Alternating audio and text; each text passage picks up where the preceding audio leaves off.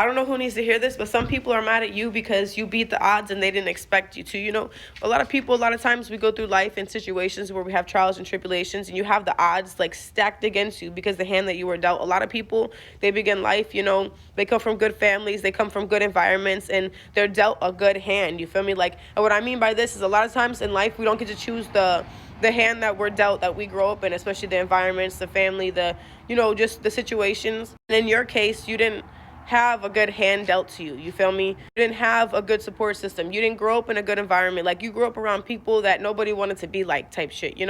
And even though the odds were stacked against you, you still found a way to push through that shit and beat all odds. Like, everybody expected you to be a product of your environment. Out of everybody, maybe you have a lot of siblings, everyone expected you, to be the one who fell down and didn't make it.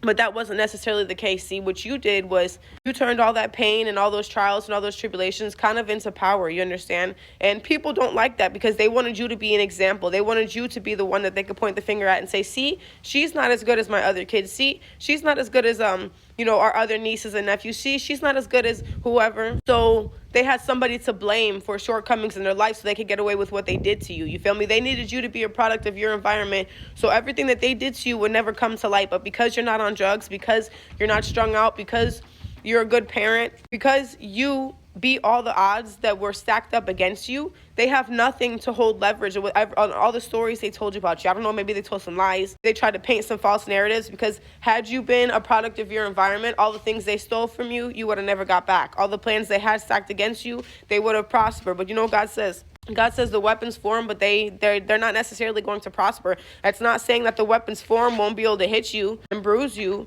bump you, because they do. A lot of times these weapons form and they do their big one, but God does his bigger one. We may walk away with bumps and bruises, but a lot of times we're not broken. We're just bent, okay? And a lot of times you got to take the heat. You got to take the heat, because when you take the heat on plastic begins to soften. And when the plastic begins to soften, you can mold it into something better.